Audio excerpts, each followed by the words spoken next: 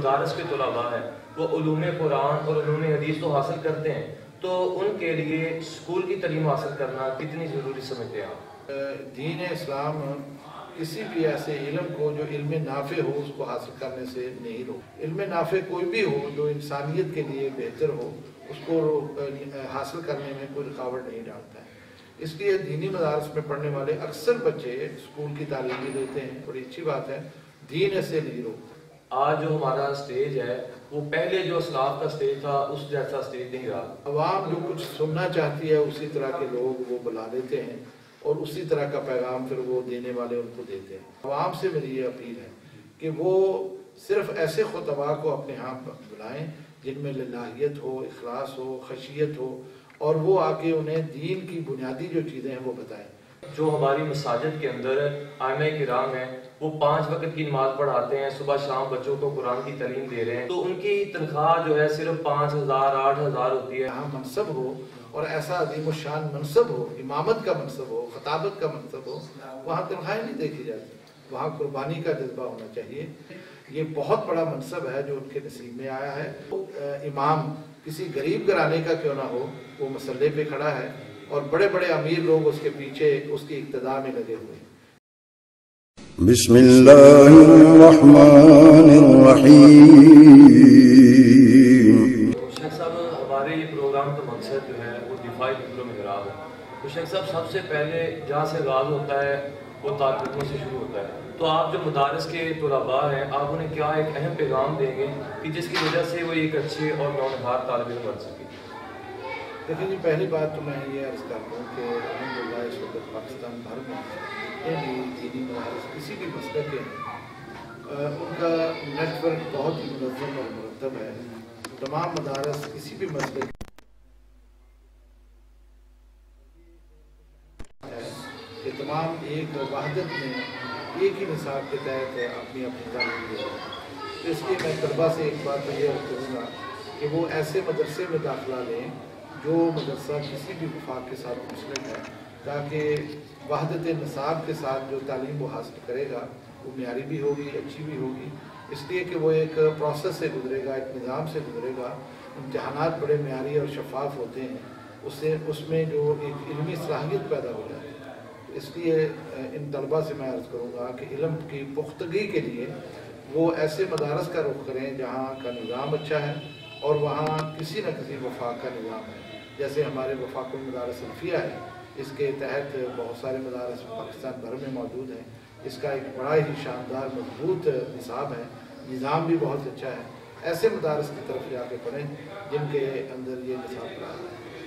تو شیخ صاحب، جو مدارس کے طلباء ہیں وہ علوم قرآن اور علوم حدیث تو حاصل کرتے ہیں، تو ان کے لیے اسکول کی تعلیم حاصل کرنا کتنی ضروری سمجھتے ہیں آپ؟ دیکھیں جی، دین اسلام کسی بھی ایسے علم کو جو علم نافع ہو اس کو حاصل کرنے سے نہیں روکتا۔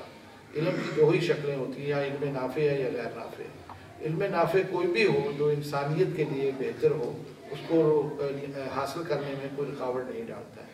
اس لیے دینی مدارس میں پڑھنے والے اکثر بچے اسکول کی تعلیم بھی لیتے ہیں، اصلی تعلیم لیتے ہیں، matric, F A, B A, M A تک وہ جاتے ہیں۔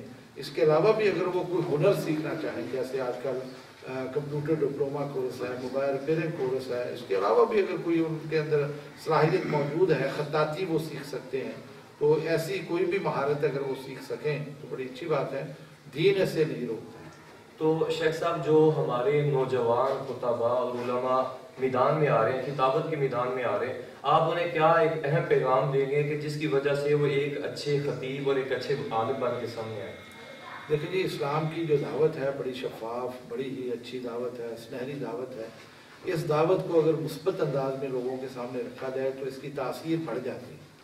بدقسمتی سے کچھ لوگ ایسے ضرور ہوتے ہیں جو معاشرے میں آ کے خرفشار پیدا کرتے ہیں، ان میں ان کو شاید فائدہ تو ہوتا ہوگا، کوئی مالی فائدہ ہو گیا، کوئی شہرت ان کی زیادہ ہوگی، وہ منفی باتیں کر کے اس طرح کا کام کر سکتے ہیں، لیکن اس کے دور رس نتائج نہیں۔ اس لیے میری ان تمام خطباء سے، واعظین سے، خاص طور پر نوجوان جو آج کل نئے نئے ابھر کے سامنے آ رہے ہیں، ان سے میری یہ گزارش ہے کہ وہ اپنا اسلوب جو ہے نا وہ اچھا کریں، مثبت انداز سے اس دعوت کو پیش کریں، اسلام کا جو امتیازات ہیں، جو اس کی خصوصیات ہیں، ان کو لوگوں کے سامنے بار بار اجاگر کریں۔ اس اسلام کی جو فضیلت ہے باقی معاملات میں اس کو بتائیں، حلال حرام ان کے سامنے رکھیں، اسی طرح سے ان کی رہنمائی دینی کریں۔ اسی طرح شیخ صاحب آج جو ہمارا سٹیج ہے وہ پہلے جو اسلاف کا سٹیج تھا اس جیسا سٹیج نہیں رہا، تو کیا ایسا کوئی پیغام آپ دینا چاہتے ہیں کہ جو جس طرح ہمارے اسلاف نے کام کیا اس طرح ہم کام کر سکیں؟ میرے خیال میں اس میں صرف علماء کا مسئلہ نہیں ہے، مسئلہ عوام کا بھی ہے۔ عوام جو کچھ سننا چاہتی ہے اسی طرح کے لوگ وہ بلا لیتے ہیں اور اسی طرح کا پیغام پھر وہ دینے والے ان کو دیتے ہیں۔ اس لیے میری علماء کے ساتھ ساتھ عوام سے میری یہ اپیل ہے کہ وہ صرف ایسے خطباء کو اپنے ہاں بلائیں جن میں للہیت ہو، اخلاص ہو، خشیت ہو، اور وہ آ کے انہیں دین کی بنیادی جو چیزیں ہیں وہ بتائیں، نہ کہ ان کا وقت ضائع کریں۔ اس لیے میری عوام سے یہ اپیل ہے کہ وہ اپنا جو ایک ذوق ہے اس کو بدلیں، ایسی باتیں سننے کا ایک اپنے اندر داعیہ پیدا کریں جو دین کی حقیقی روح ان کے اندر پیدا کریں۔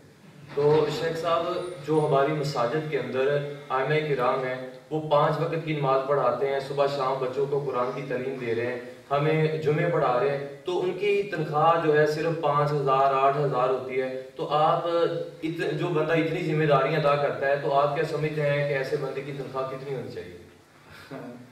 دیکھیں میں ایک بات عرض کروں، یہ 2 باتیں آپ نے اصل میں ایک ہی بات میں سمجھ لی۔ ایک ہوتی ہے ملازمت، ایک ہوتا ہے منصب۔ ملازمت کو اگر دیکھیں تو میرے خیال میں یہ ایک بڑی زیادتی والی بات ہے کہ اور اس میں کوئی کشش بھی نہیں ہے کہ انسان بہت معمولی تنخواہ پر کوئی اس طرح کی ملازمت کرے۔ اصل میں ان لوگوں کی یہ بہت بڑی قربانی ہے، یہ ملازمت نہیں کرتے، یہ ایک عظیم الشان منصب پر فائز ہوتے ہیں، اس لیے تنخواہ نہیں دے دی جاتی۔ جہاں منصب ہو اور ایسا عظیم الشان منصب ہو، امامت کا منصب ہو، خطابت کا منصب ہو، وہاں تنخواہیں نہیں دیکھی جاتی، وہاں قربانی کا جذبہ ہونا چاہیے۔ میرے خیال میں ہمیں اس طرف جو ہے نہ تو کسی کو کہنا چاہیے، اللہ پر بھروسہ رکھنا چاہیے، اپنے وقار کے ساتھ، عزت کے ساتھ، خودداری کے ساتھ انہیں یہ فریضہ سر انجام دینا چاہیے۔ یہ بہت بڑا منصب ہے جو ان کے نصیب میں آیا ہے، اور اس کا اندازہ تو آپ اس عمر سے لگا لیں کہ وہ امام کسی غریب گھرانے کا کیوں نہ ہو، وہ مسلح پہ کھڑا ہے اور بڑے بڑے امیر لوگ اس کے پیچھے اس کی اقتداء میں لگے ہوئے ہیں۔ اس لیے ان 2 چیزوں کو یکجا نہیں کرنا چاہیے۔ اگر اسے پیسے کی ضرورت ہے تو پھر اس کو یہ ملازمت یعنی منصب چھوڑ دینا چاہیے، کسی اور جگہ چلے جانا چاہیے۔ تو آخر کے اوپر جو ہے ہمارے الحرم میڈیا اور الحرم میڈیا کی ٹیم اور ان کے ناظرین کو کوئی اہم پیغام دینا چاہیے؟ دیکھیں، آپ نے جو کام شروع کیا ہے بہت اچھی بات ہے۔ آج کل یہ میڈیا کا دور ہے، آپ اچھے اچھے پروگرام جو ہے نا وہ دکھائیں، مثبت چیزیں جو ہے نا لوگوں کے سامنے پیش کریں۔ آج کل لوگ اپنے چینل کو زیادہ اجاگر کرنے کے لیے اور اس کا جو ہے نا ایک ناموری اور حاصل کرنے کے لیے جو ہے نا منفی چیزیں دکھاتے ہیں اور بری چیزیں دکھاتے ہیں۔ معاشرے کے اندر سب چیزیں موجود ہوتی ہیں، لیکن میری آپ سے گزارش ہے کہ آپ مثبت چیزیں اور اچھی چیزیں دکھائیں تاکہ لوگوں کی حوصلہ افزائی ہو، نیکی میں اضافہ ہو، خیر کے کام میں اضافہ ہو، بھلائی کے کاموں میں اضافہ ہو، ہمدردی میں اضافہ ہو۔